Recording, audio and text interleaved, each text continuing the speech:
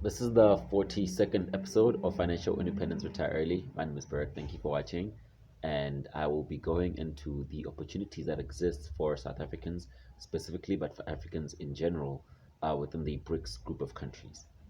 I think I have an episode on BRICS. Just go back and check it. It's probably episode like 39 or something. But just a quick update, BRICS obviously is the economic amalgamation of five countries: Brazil, Russia, India, China, and South Africa. Again, the grouping is mostly economic with some military exposure. But I'm here to talk about what I believe are like some of the economic right advantages and opportunities that exist for South Africans and Africans in general within the BRICS group of countries. And just number one off the bat is de-dollarization.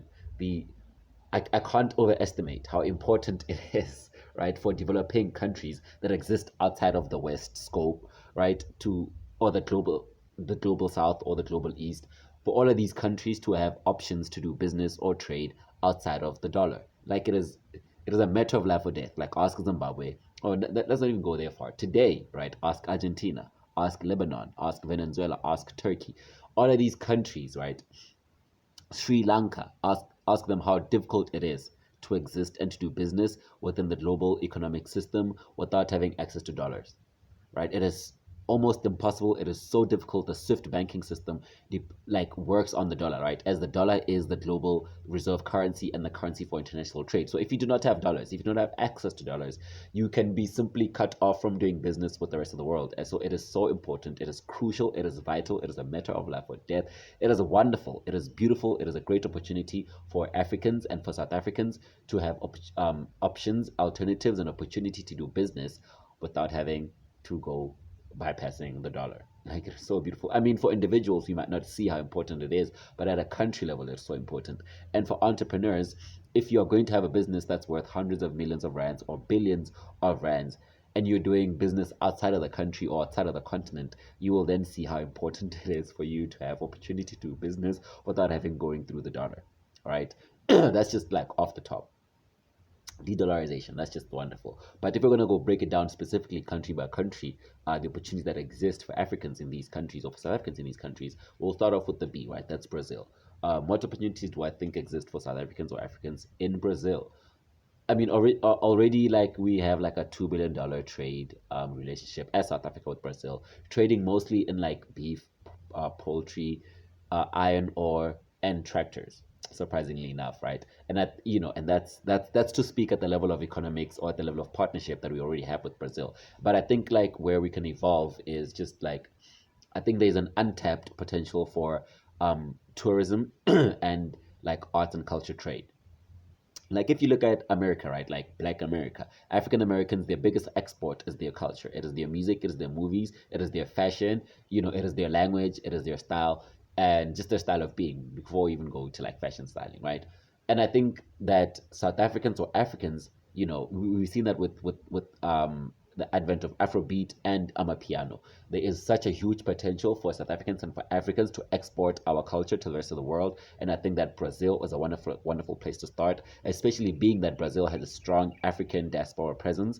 There are some cities in Brazil with like 80% African population, and the general population is probably like 40% African in Brazil. So or African ancestry, or they have African ancestry. So I think there's a huge, huge potential for us to share our music with them and them to share their music with us, for us to share our movies with them, for them to share their movies with us. And even going into food, right? There's wonderful, wonderful opportunity for tourism, for tourism trade, whether it's food, whether it's clothing, whether it's us going to Brazil to visit, or Brazilians coming to Africa to visit, or just in sharing our cultural products, whether it's clothing, whether it's music, whether it's food, whether it's movies. I think there's a huge, huge, huge untapped potential of arts and culture trade and tourism trade between Brazil and South Africa and the rest of Africa in the billions, in the billions, right? On top of that, I think there's also just a huge potential again for increasing, just the trade on the things that we're already doing, but just also evolving the nature of our trade to more service products. I think there were very little services. Maybe it's a language barrier, but there were very little services shared between the two countries, and I think we can tap into the services industry, especially if we go into tourism and others. Then we'd have like financial services along with the tourism and security services maybe. But the services sector is largely untapped between South Africa and Brazil, and we need to look into providing financial and other services to each other, especially transport and tourism services. And second on the list is Russia. Uh, apart from just like the military, but being more serious, yes, military. We need a lot more military training or a lot more military drills. A lot more like guns, ammo.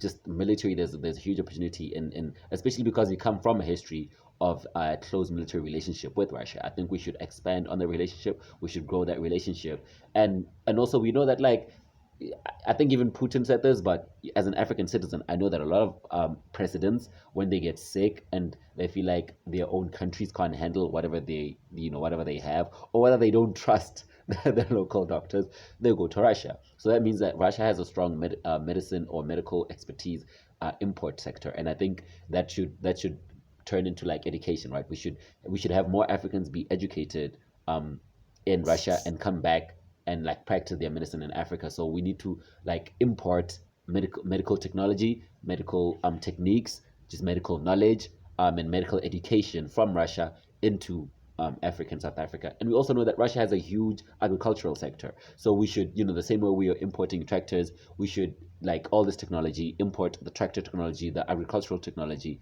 from Russia into South Africa and into Africa. There's a huge opportunity for medical technology, medical techniques, medical education, agricultural technology, agricultural techniques, agricultural education, military technology, military techniques, military education, and also energy. Right, the rest of the BRICS groups, India and China specifically, are importing Russian oil and Russian oil derivatives at like 30% discount. Saudi Arabia is buying Russian oil at like a 30% discount, and they don't need to be buying anybody's oil. So there is no reason why South Africa should not be right now buying Russian oil at a discount and kind of dealing with our inflationary pressures as they are.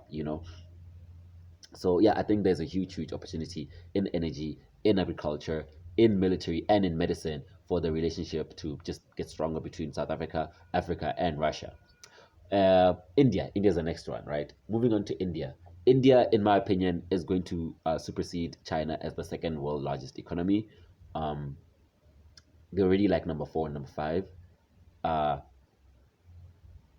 my conversation between India and China might be because the current failure of China is providing a large opportunity for India, right? There are a lot of American countries, Western countries, European countries that are leaving China and are moving to India, Vietnam, and the rest of Southeast Asia.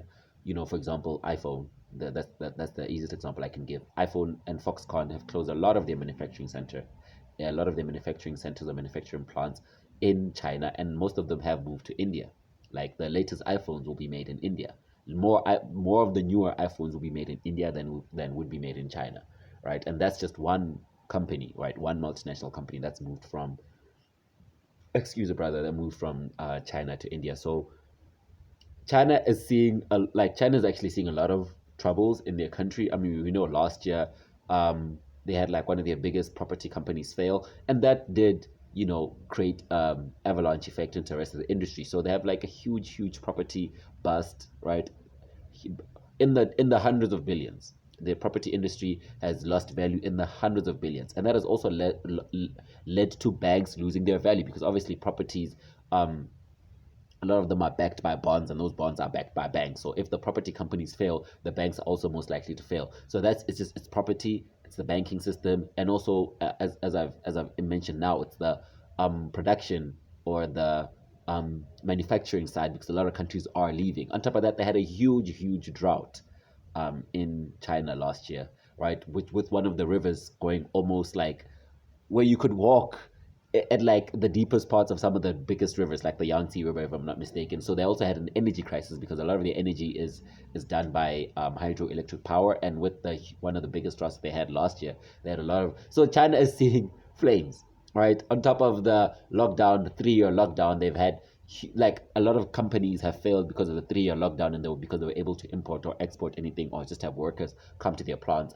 So there's a huge unemployment crisis hitting China right now. There's a huge energy crisis hitting China. There's a huge food crisis hitting China. There's a huge property crisis hitting China. And all of these things are happening simultaneously. But, in a way, Xi Jinping is able to hold things together, at least publicly, to the rest of the world. But, Chinese citizens will tell you that the country is, every day seems to be getting worse than the other, right? So, and all of these opportunities also not only are all of these like lacks and failures or destructions of industries in China lead to more like movement away into India. And I say it also leaves a lot of huge opportunity for Africans and for Africa. For the less America buys from China, the more like we can, right? So the less dependent, we know that America is uncoupling from China. We know that Europe is decoupling from China. We know that even with chips, there's so many things that America says should not come from China, and that has led a lot of American and European countries to move away from China, let alone the 3 year lockdown. So even with like cheap manufactured goods, right? Whether it's cell phones, whether it's toys, whether it's like machine parts, if we're going to high end technology goods. But we know that like China is ahead of America in some technological spaces, right? So even though they are ahead, but because of all these problems, they are like moving backwards. So I feel like because they're not selling all of these wonderful things to America, like 6G, which they have, and all of these other technology that America is unwilling to buy from China, that leaves a huge opportunity for South African countries to come in and buy these products. So if one client does not want your products, which is America and Europe, I think Africa can then become the go-to countries to sell a lot of these Chinese goods. And I mean, we have the opportunity to kind of do it in a slow developmental incremental process, right? Where instead of just maybe going to China and like offshoring all of our production to China, we can actually invite them to kind of build some plants in Africa, some plants in South Africa, and we can actually have a trade or an exchange of kind of manufacturing technologies, manufacturing skills, manufacturing techniques from China into Africa. But until then, right, before then, we have the opportunity to buy all of these goods that are assembled in China, that are manufactured in China, and kind of create markets for them in Africa, in South Africa. So that's like the huge opportunity that the West has left for Africa in China, right? Their unwillingness to do business with China then leaves us an opportunity to come in and then do business with China. Like China can then put most of its attention and most of its production, most of its developmental necessities on aligning with the developmental necessities of Africa instead of kind of, you know, attaching to America. And we can also learn. I feel like there's a lot to learn from how China became. I mean, China has some of the best energy, like high voltage um, energy wires in the world. And Africa is, still needs to be electrified at a high level. So there are a lot of technologies like power, again, like a lot of their power is actually hydroelectricity. So there's a lot of also green tech, like solar, hydroelectricity energy that can be shared with Africa. And then going into India, right? India, which is, again, like I said, I believe it's going to be the second largest economy in the world. There's a huge green tech boom in India, right? Apart from the fact that, Indians in America are the highest earning um, migrant group by over 40%, right? So Indians in America earn like 120,000 per annum on average. The second group, which I think are not Chinese American, but like Pakistani American. They earn like 95, right? So they out earn by over 30%. They out earn their second and white Americans earn like $65,000. But obviously, white Americans have wealth, right? But I say that to say that not only are Indians like kicking ass overseas, India as a country is gonna kick the world's ass, right? India is about to kick the world's ass. That's my opinion. I feel like India's growth in the next 10, 20 years, India is going to become the second, if not the biggest economy in the world, if they do not have like a population crisis like China did. But South Africa and India have a huge relationship going hundreds and hundreds of years. The same way that Brazil has the largest African population outside of Africa, South Africa has the largest Indian population outside of India, right? And we can use these long lasting relationships to kind of turn them deliberately economical and others, right? So India has, in my opinion, one of the largest green tech and not necessarily green tech in how they produce energy, but green tech in like consumer products. Like a lot of the consumer products coming out of India are so environmentally friendly and so geared towards solving the problems of the poor, because India has a large poor population, that I think this is like some of the skills that some of the things that we can learn from India. So not only is India leading the world in like coding and like tech CEOs, and building all these wonderful technological platforms, they're also like leading the world in creating products and services that are like meant to solve problems of the poor. And Africa has the largest poor population in the world, if I'm not mistaken. So we kind of that is where we can actually learn a lot from India. We can learn a lot from India in exchanging technologies, exchanging products and services that are geared towards solving problems that are faced by the poor, whether it's overpopulation, whether it's malnutrition, whether it's living in slums and living around dirty water and like dirty land, pollution and all that. India is like, in my opinion, taking charge and leading the world in creating green consumer products.